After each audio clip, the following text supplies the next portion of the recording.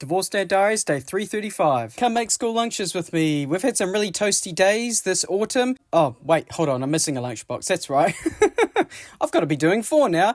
Now, what was I saying? Something about toasties? Yeah, that's right, toasties. So, my 9-year-old daughter, Lola, came to me a couple weeks ago and said, Mum made us some toasties for lunch. And I said, oh, cool.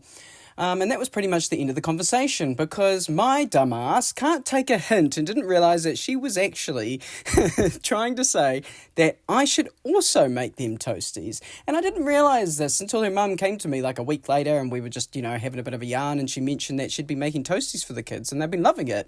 And she said that she started making toasties because Lola came to her and said that a friend at school gets toasties in her lunchbox.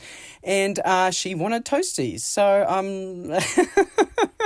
I was like, why didn't Lola say that to me instead of just stating a random statement? I don't know. Doesn't matter. Point is, I am now making them toasties because I figured it's the exact same ingredients as the ham and cheese sandwiches I'll be making them anyway. It's just instead, I'm chucking them in the toasty maker to get them all nice and crispy. And then afterwards, I'm throwing them into some tin foil. I'm hoping to reuse the tin foil over a couple of days because the kids bring all their rubbish home with them from school.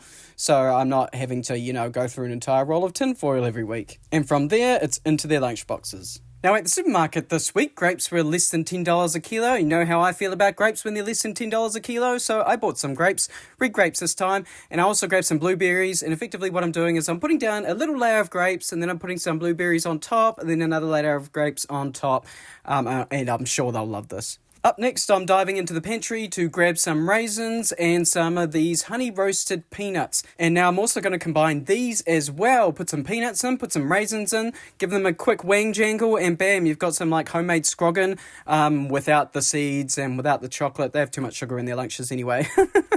Following that, it's jelly and yogurt time. I haven't figured out whether my youngest son is more of a jelly man or a yogurt man.